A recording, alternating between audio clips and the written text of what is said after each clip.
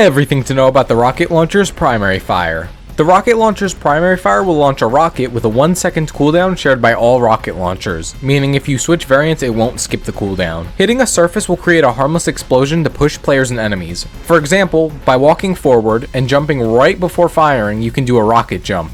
Hitting an enemy directly will create a 3.5 damage explosion, but if a grounded enemy is airborne, it will create a large red explosion dealing 7 damage, though it will always do 35 self damage to the player. This means doubling damage is as simple as firing another rocket at their feet, ground slamming near them, or even using the whiplash. This will also stop soldiers from blocking 75% of the damage. Rockets will bounce off of the malicious face unless they're covered in gasoline. Rockets hitting the face while on the whiplash will detonate, but will still do no damage. They will also detonate when hitting a magnet, coin, or when shot at with a hit scan.